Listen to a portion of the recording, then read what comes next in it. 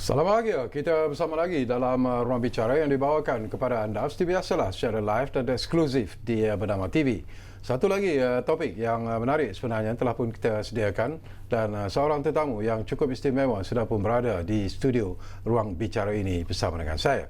Baiklah, topik yang kita pilih hari ini di Ruang Bicara ialah Kabinet Menteri 2020 memperkasa sistem pendidikan negara. Selamat datang kepada yang berbahagia Datuk P. Kamalanathan, iaitu bekas Timbalan Menteri Pendidikan, dan Datuk juga merupakan ahli Majlis Tertinggi MIC dan juga Ketua Biro Pendidikan MIC. Jadi Datuk, terima kasih kerana sudi sekali lagi bersama kami di Ruang Bicara. Terlebih dahulu saya terima kasihlah kepada Abah Syikawi dan juga Bernama kerana sudi menjemput saya sekali lagi ke studio untuk berkongsi pendapat dan juga pengalaman saya sebagai Timbalan Menteri di Kementerian Pendidikan Malaysia. Betul. Dan khususnya pendidikan ini merupakan satu topik yang amat dekat di hati saya. Dan apa yang berlaku sekarang menepati keperluan negara. Ianya bukan saja dekat di hati Datuk sebenarnya, tetapi ianya saya percaya begitu dekat juga dengan hati dan perasaan Yang Amat Berhormat Perdana Menteri Tan Sri Muhyiddin.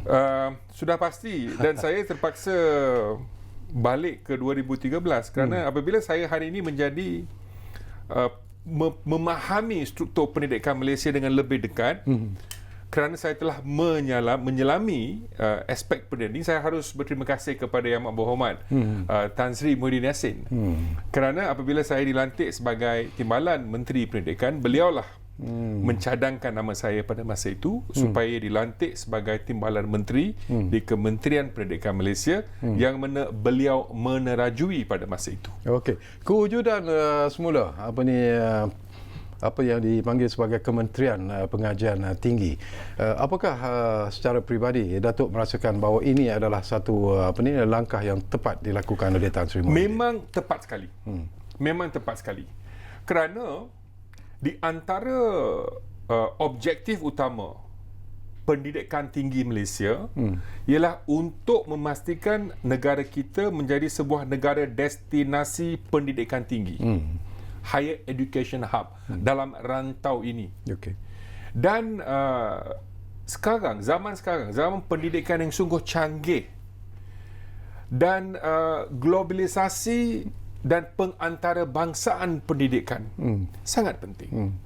Walaupun di negara kita universiti awam hanya lebih kurang 20, tetapi Kementerian Pendidikan Tinggi ini bukan saja menjaga hal ehwal universiti awam, universiti swasta dan juga politeknik, college community dan sebagainya. Dan kita juga sentiasa suka mengaitkan standard ataupun di manakah letaknya tahap pendidikan tinggi Malaysia. Setiap kali apabila ada angka-angka dikeluarkan agensi-agensi seperti QS, mereka akan tanya ranking universiti. Dan saya rasa kita harus beri tumpuan yang khusus untuk pendidikan tinggi. Dan kita nampak pemisahan pendidikan dan pendidikan tinggi bukan perkara yang baru. Ia telah diperkenalkan pada tahun 2004 oleh Yang Amat Berhormat Tun Abdullah Badawi, bekas Perdana Menteri kita. Dan pada masa itu saya masih ingat Menteri Pendidikan Tinggi yang pertama ialah arwah Datuk Syafiq Saleh. Selepas tu Tok Pah, Datuk Mustafa Mohamad. Lepas Datuk Mustafa Mohamad, kita Datuk Khalid Nordin. Pada tahun 2015 ada sehingga 2018. 2013 apabila kerajaan baru, maka dicantumkan balik.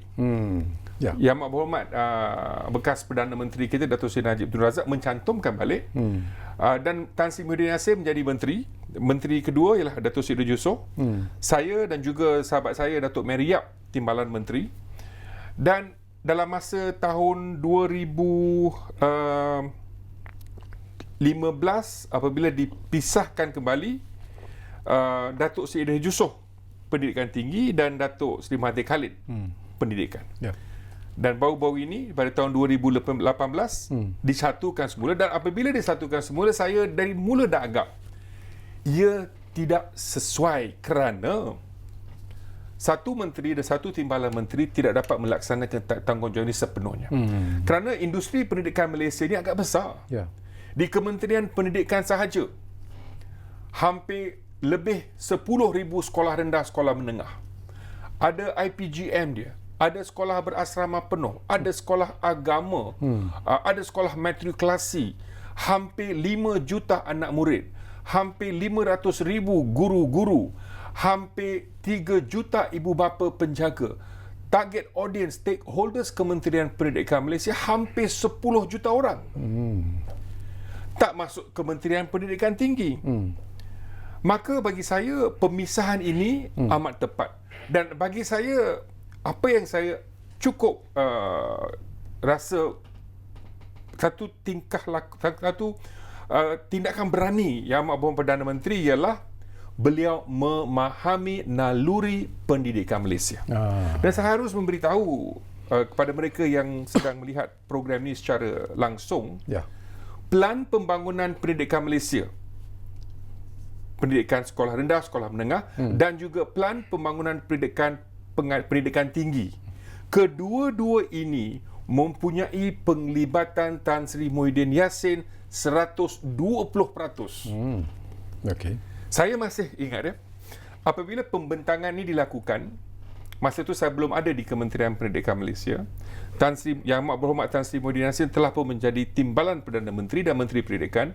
Beliau secara peribadi akan hadir setiap mesyuarat perbincangan untuk memuktamadkan Pelan Pembangunan ini. Maksud saya, kedua-dua menteri yang dilantik hari ini harus memahami bahawa Perdana Menteri cukup faham keperluan pendidikan Malaysia, dan ini memudahkan tanggungjawab mereka kerana ada seorang Perdana Menteri yang memahami Pelan Pembangunan Pendidikan Malaysia, dan tanggungjawab kedua menteri ini hanya memastikan pelaksanaan dan pencapaian Pelan Pembangunan Pendidikan Malaysia ini dijalankan secara cepat, efektif dan efisien. Okey, satu problem ataupun satu isu yang bagi saya cukup menarik bila Datuk sebut tentang Pelan Pembangunan Pendidikan Malaysia.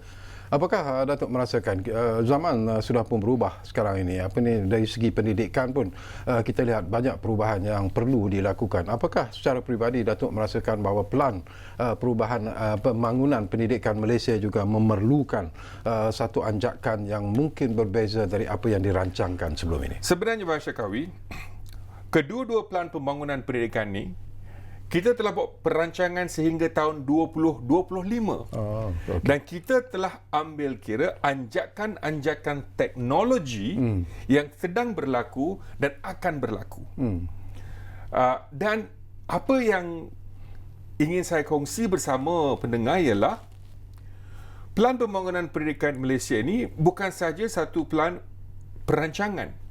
Dalam Pelan Pembangunan Pendidikan ini kita telah pun menggariskan masalah yang dialami, apa cara untuk menyelesaikan masalah ini, dan timeline, kadar masa, bilakah pelaksanaan ini dapat dilaksanakan.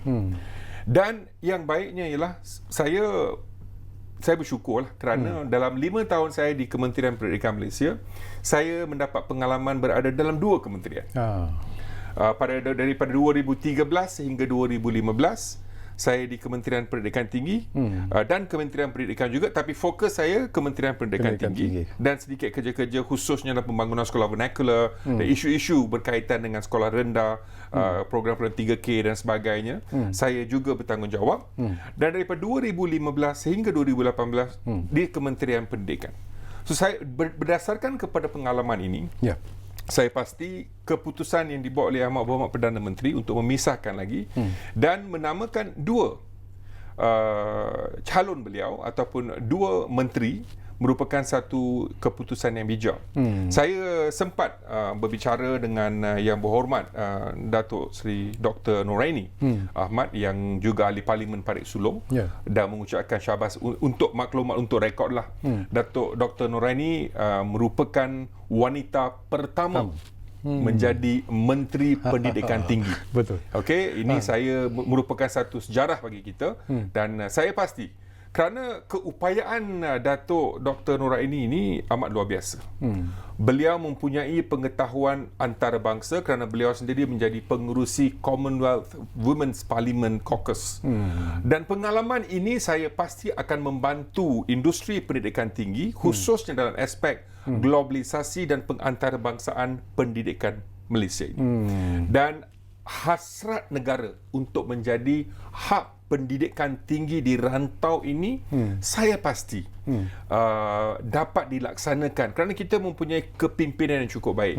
Saya belum sempat bersembang dengan Menteri Pendidikan, tapi berdasarkan kepada maklumat yang saya terima, beliau juga mempunyai pandangan jauh untuk melihat bagaimana Kementerian Pendidikan kerana tanggungjawab dua berbeza daripada secondary primary education kepada tertiary education. Okey, cabaran yang perlu dihadapi oleh Menteri Pendidikan yang berhormat Senator Dr. Radin Jidin dan juga Menteri Pengajian Tinggi Datuk Dr. Noraini Ahmad. Seperti apa yang Datuk sebut tadi.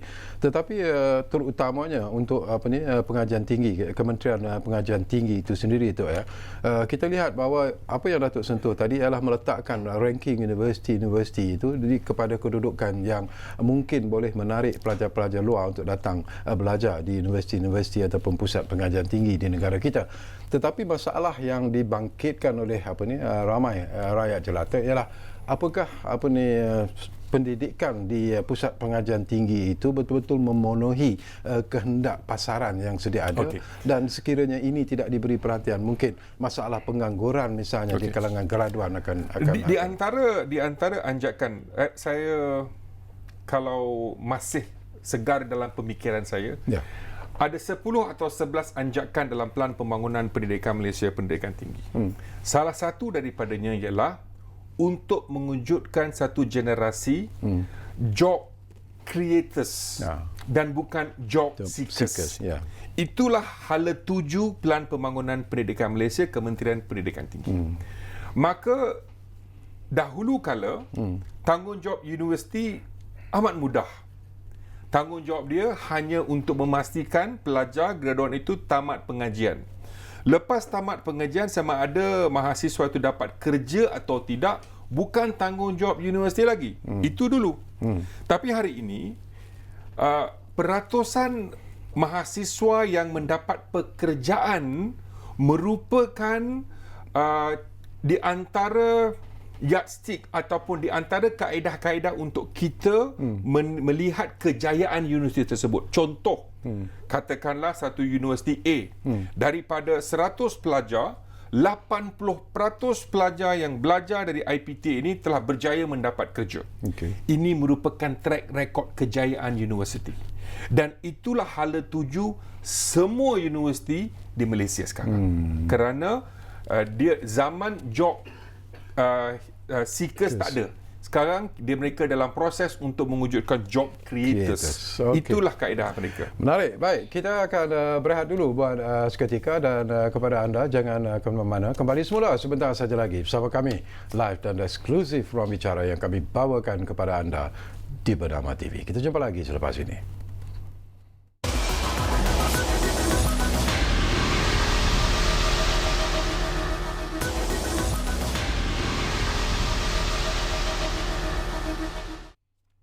Baiklah, kita kembali semula ke Ruang Bicara ini. Masih lagi bercakap tentang Kabinet Menteri 2020 memperkasa sistem pendidikan negara, dan kita masih lagi bersama dengan yang berbahagia Datuk P. Kamalanathan. Baik, Datuk, satu lagi isu yang menarik, satu lagi cabaran yang perlu dihadapi oleh Menteri Pendidikan kita yang baru ini ialah ini rungutan dari segi sistem pendidikan, tugas guru-guru yang dikatakan kadang-kadang melangkaui daripada apa yang sepatutnya.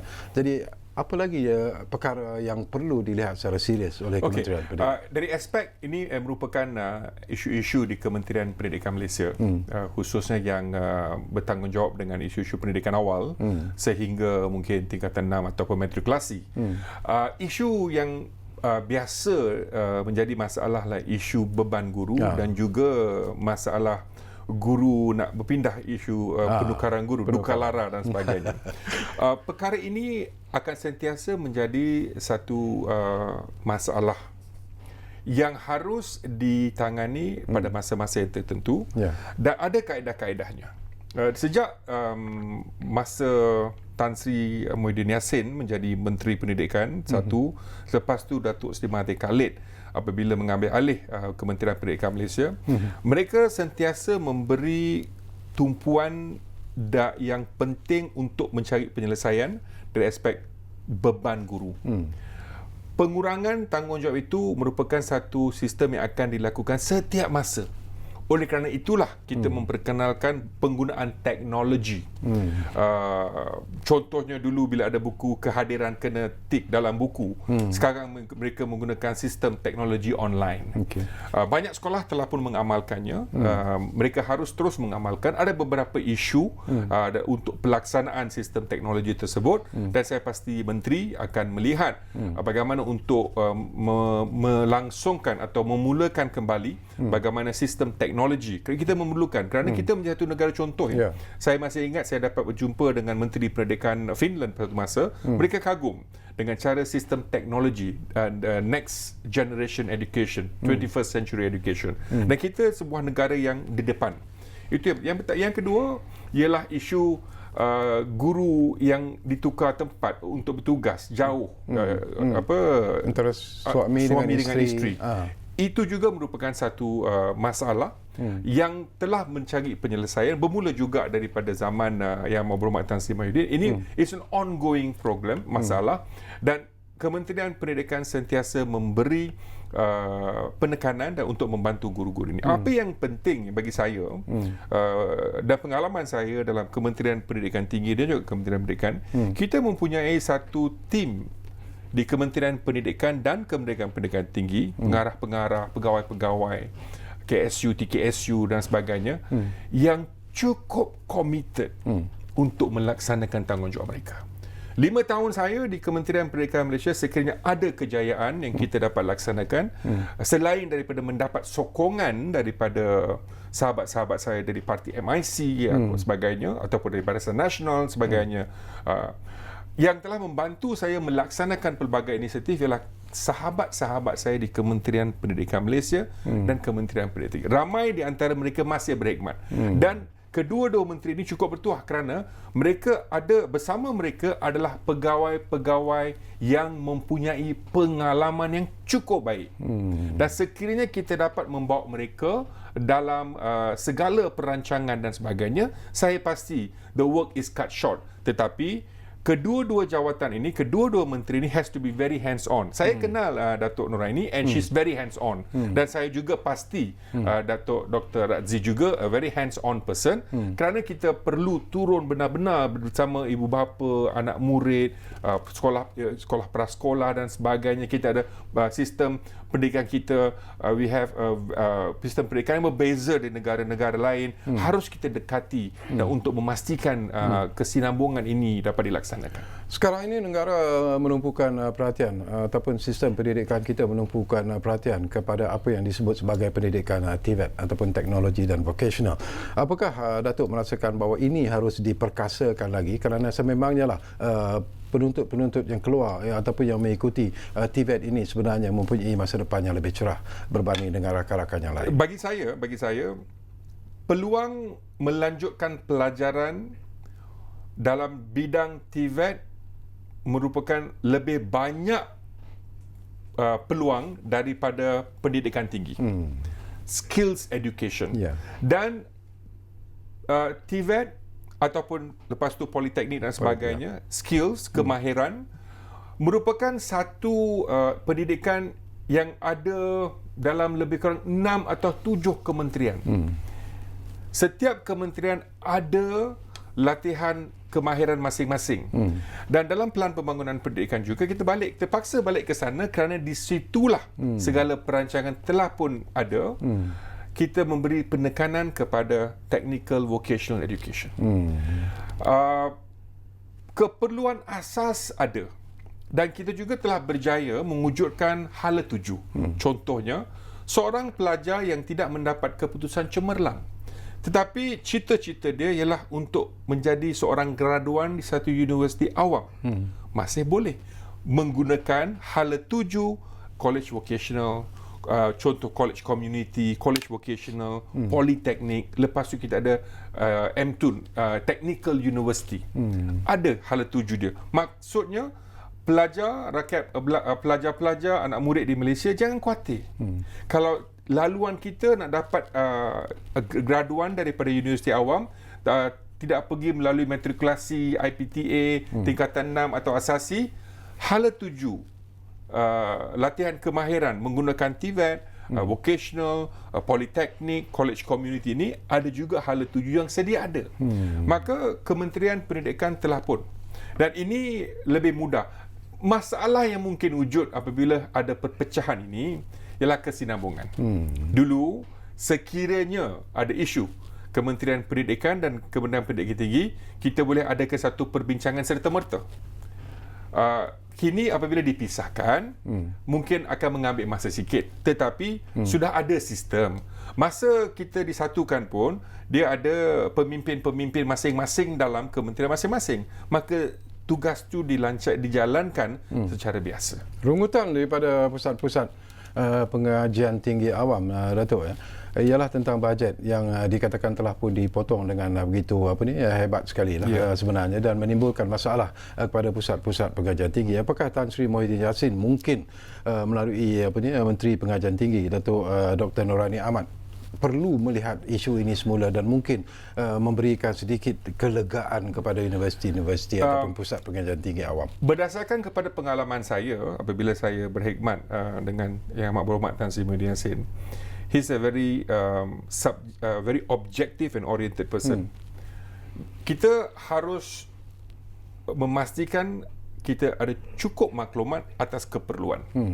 Kerana dia faham, ada beberapa kali saya cuba mendapat peruntukan khas untuk projek-projek setepatnya, dan dia tahu, he knows the heartbeat of the nation education. So saya pasti Yang Amat Berhormat Tan Sri akan beri pertimbangan yang sewajarnya atas keperluan. Tapi saya setuju harus ada peningkatan peruntukan untuk IPTA. Kerana kita maklumlah, kos pendidikan pun meningkat. Dan ia akan menjadi tanggungjawab pendidikan tinggi bagaimana kita dapat menyimpan kos. Satu kos yang dapat orang ramai, rakyat biasa mendapat pendidikan kerajaan. Dan ramai juga rasakan terlalu banyak IPTA swasta, walhal ada moratorium. Tak boleh ada universiti swasta. Dan kita perlu bawa daya tarikan universiti-universiti yang besar. Dan contoh kita ada Education Hub di Pagoh. Kita harus mempercepatkan keperluan Education Hub di Pagoh. Ini merupakan tanggungjawab mereka. Saya setuju dengan Abang Syakawi sebentar tadi. Ada keperluan untuk meningkatkan bajet untuk Kementerian Pendidikan Tinggi, khususnya dari aspek research and development. Okey, tinggal 1 minit saja lagi. Masa cukup pantas berlalu. Keyakinan Datuk P. Kamalanathan terhadap susunan kabinet yang baru ini, apakah anda yakin? Saya akan fokus kepada pendidikan tinggi. Saya kenal Yang Berhormat Datuk Dr. Nuraini, dan akan berjumpa dengan Datuk Dr. Radzi dalam masa yang terdekat. Dan timbalan-timbalan menteri juga sahabat-sahabat saya. Tapi selain daripada itu, pemimpin-pemimpin Kementerian Pendidikan dan Kementerian Pendidikan Tinggi ramai sahabat saya. Dan saya percaya bahawa mereka akan berjaya melaksanakan tanggungjawab mereka dengan cukup baik, dan saya pasti mereka akan beri tumpuan untuk pelaksanaan Pelan Pembangunan Pendidikan. Bagi saya mudah, you will not go wrong if you just go by the book. Pelan Pembangunan Pendidikan Malaysia. Dan Pelan Pembangunan Pendidikan Malaysia ini, salah seorang yang bertanggungjawab memberi input dan memastikan dia dilancarkan menjadi kenyataan. Yang lain tidak bukan ialah Yang Amat Berhormat Tan Sri Muhyiddin Yassin. Terima kasih banyak-banyak kepada Datuk P. Kamalanathan kerana sudi bersama kita di Ruang Bicara ini, dan barangkali dalam masa yang singkat ini kita duduk lagi di Ruang Bicara ini untuk bercakap lagi tentang isu-isu yang saya kira cukup menarik. Sudah pasti. Kerana isu ini sebenarnya akan diwar-warkan dari masa ke semasa dan sudah pastilah ianya akan sentiasa mendapat perhatian. Jadi kita mendoakan semoga semua yang terlibat dalam Kabinet 2020 ini akan melaksanakan tugas dan tanggungjawab mereka dengan sempurna. Jadi terima kasih kepada anda semua. InsyaAllah kita bersama lagi dalam Ruang Bicara dari masa ke semasa. Jumpa lagi. Assalamualaikum. Terima kasih.